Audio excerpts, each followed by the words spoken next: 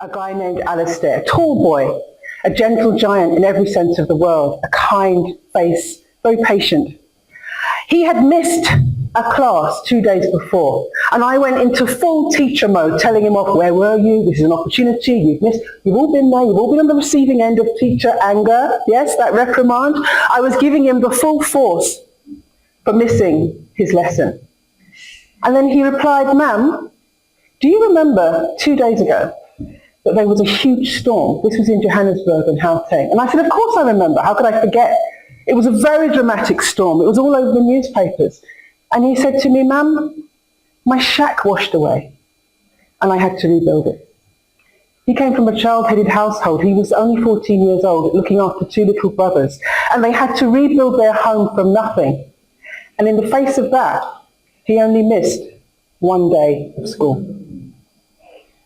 As you listen to this story, something very exciting is happening in your head. When you hear a story, hormones start to pump into your mind. Oxytocin, endorphins. You're drawn in. Your neural patterns start to match mine. We're on the same wavelength. This is what makes storytelling so powerful. But so what? So what? Yes, it's nice to hear a story. But if I were to ask you and put it into context, how many NGOs are there in South Africa? Hands up. Sweetie for the first person. How many NGOs in South Africa? Anybody? 282,000. Go to the top of the class. There are over 200,000 NGOs in South Africa at the moment, and each one of them is competing with various challenges. We've got funder fatigue. We've got the shifting, fickle moods of funders. We've got competition for overseas funds. We've got trust issues. All of this makes an impact in how you perform when you are applying for funding. But let me give you some other statistics to back that up.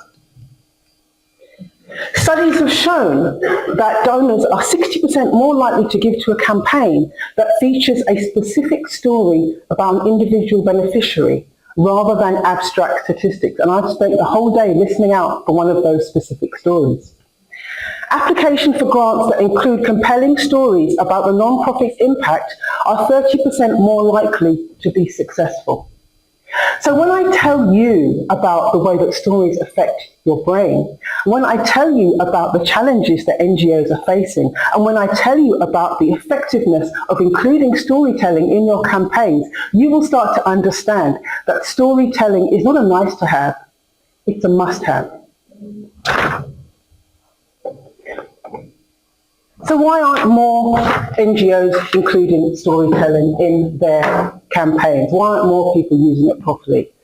Today I'm going to analyse that a little bit, and I'm going to give you some key tips on how you can start using storytelling right now to improve your chances of making an impact and attracting attention for your campaigns.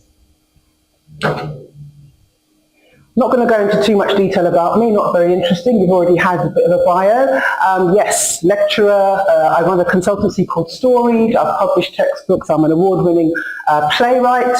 But the main project that I want to talk about is the flagship project by the United States Department of State, because that is the project that Alistair was a part of.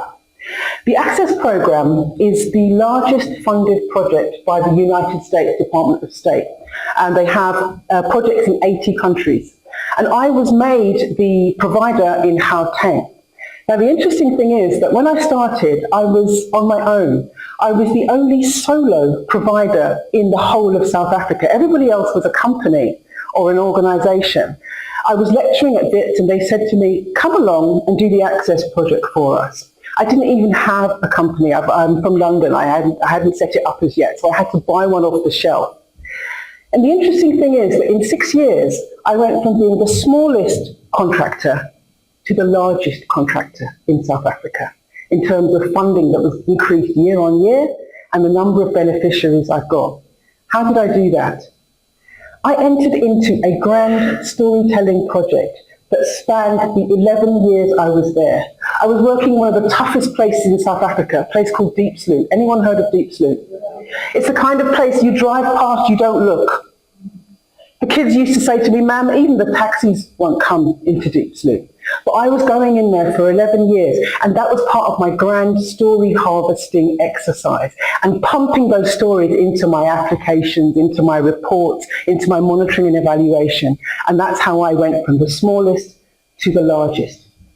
This is the impact of storytelling. But what I understand is that not everybody has the leisure to go for 11 years gathering all of these thousands of stories. The townships are full of the richest and most wonderful stories, but we don't always have the time in busy NGOs to do that. But what I'm going to share with you today is a technique that I used that actually improved my funding results from, I think it went from 1 out of 8 to something like 4 or 5 out of 8 in a success rate by applying the storytelling technique that I'm going to show you. You don't have to have a huge library of stories. All you need really is 2 or 3 key stories and a basic set of techniques. And if you apply them properly, it will make a difference. Why only 2 or 3 stories? Because one story can be told so many different ways.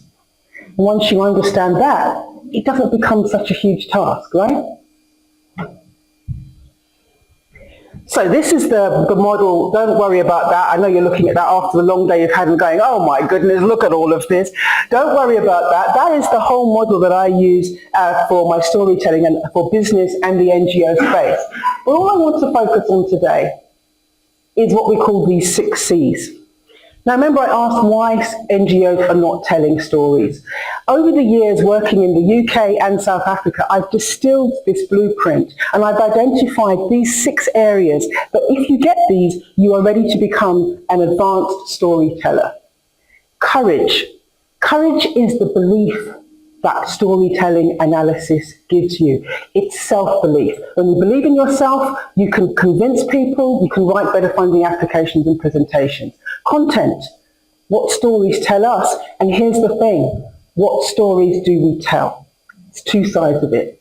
Communication, the techniques of storytelling, the rhetorical devices, the wonderful use of language that is so powerful and persuasive. Confidence, overcoming the shyness and awkwardness of thinking that you can't tell stories. You can. That should say conversions. This is how you tell stories that turn a no into a yes. It's also what we use from the world of sales. And in my blueprint, I show you that. And context. And this is what I want to talk about in more detail right now. Context is telling the right story to the right funder. There is a voucher that I'm going to be giving away, 2 at the end of this, so hang in there for that, it's worth it. I've just reminded myself, I'm reminding you that that's on its way.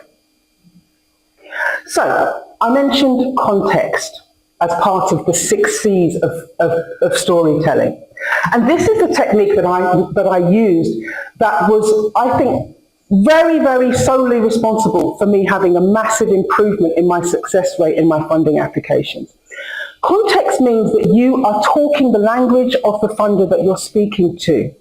Just in the same way that you wouldn't talk to your boss in the same way that you would talk to a friend. When you're talking to 2 different funders, you have to get into their wavelength. You have to tune into what they do. And therefore, what the context becomes very aligned with their agenda and what their values and principles and KPIs are. That's why it's very important to have context. Now, this is taken from the Department of Social Development Strategic Plan for 2020-25. It's very boring. It's very left-brained, and I'm not even going to bother reading it. All I want you to be aware of is that there's a story in there. There is a story in there. How could there possibly be a story in there? I'm going to show you exactly how. There are words in there that should jump out to you in your organizations. The words are the gateway to the story. Social vulnerability, marginalization, there's words there. When you actually look at a funding application, what you can do is you can actually start to find the mission matching words, the words that match what you do, your mission, the change that you make. You also look for the emotion trigger words. Stories are about emotions, and that is why your funding application stands out, because the emotions, the hormones, all the things I talked about start to happen. And then the action words. The action words are what tell us what we have to do. Now, if you remember from that extract, I know it wasn't on there for very long, strength-based approaches. That matches my NGO because that's what we're all about. Vulnerability and marginalisation. These are the words that have an emotional effect on us. And the action words that tell us what we want to do, respond to their own needs, fostering self-reliance, participation in the decision-making environment.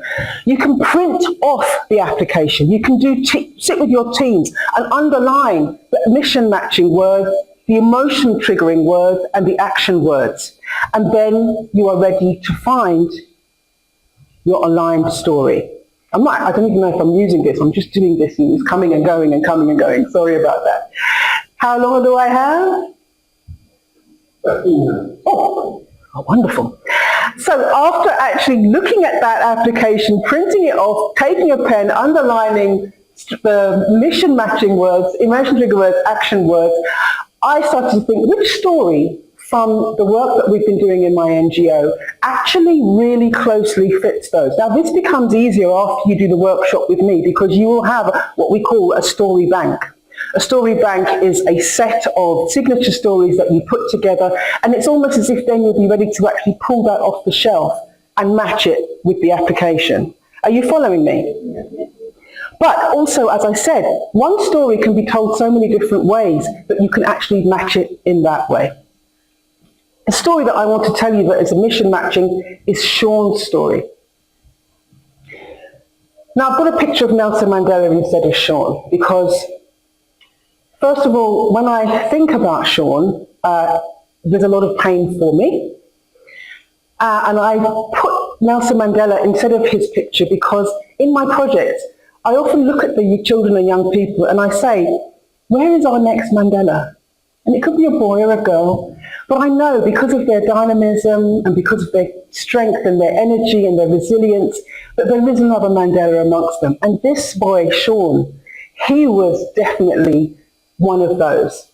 You can hear already that my voice is starting to break because he was murdered in 2017 in a knife attack. And his story is the one that I chose that aligned with the mission and the emotion and the trigger and the action that I told you about. Now, if you remember some of those words, what we did in response to Sean's murder is the project that I would share as a story. And I've written it down. See how many of those words you can spot. Let me go back. In 2017, our community suffered a tragedy when Sean, a bright young student, was murdered in Deep Slough.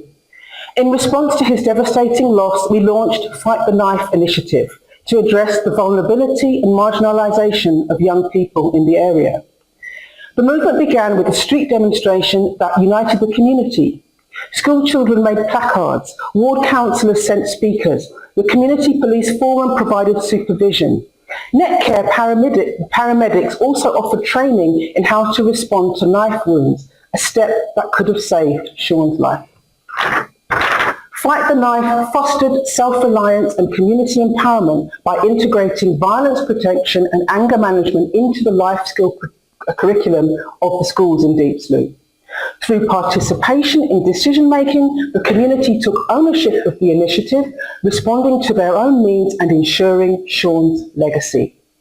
This story demonstrates how our organisation works effectively to empower communities, enabling long-term resilience and fostering self-reliance. Did you see how I started with the application? I extracted the words. I found the aligned story, and here's what I did. I actually used the same stories that I got from the Department of Social Development Strategic Plan in the story that I shared. And this is what tipped my results and improvement and success rates in my application, because it works on so many levels. Because if you include a story that is aligned, it gives credibility, it gives evidence, and it gets those emotions pumping in the mind of the reader. And when you're working in the Lottery Commission and you're looking at your 4800th application that day, you need something that's going to keep you engaged and going to be standing out. So that's some of the pictures from the protest. It was such a fantastic day. We've made placards. We had so many other NGOs that joined us. We shut down Deep Sloot that day. It was amazing. We had dances, we had speakers. But then again, yes, the ongoing benefit was that they actually put Fight the Knife in the curriculum in the area.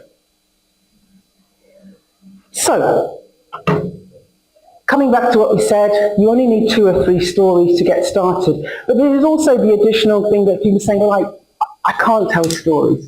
If I had $1 for every person that told me I can't tell stories, I'd be able to drive a Mercedes by now. Lots of people think that, but I promise you, you can. The storyteller has a sacred space. Haven't you ever noticed that when someone tells a story, everyone goes quiet and listens? And it almost seems wrong to interrupt. They hold that power when they tell a story. And it's within you. You just have to trust the story. That even bad storytellers are good storytellers, because the story has that ability to tell itself. Every single one of you in this room is a storyteller. And with these processes, you can find the right story to tell. As for Alistair, what happened to him? I was so happy with what he did and his bravery that I bought him an art kit. In the school that we were in, Deep Sloot, they didn't have art lessons, and he loved art. So I bought him a kit that had paints and pastels and a big canvas. Today, he's got kids of his own, and he runs his own graphic design agency. And to close, the most powerful person in the world is the storyteller. The storyteller sets the vision, values, and agenda of an entire generation that is to come. That's me.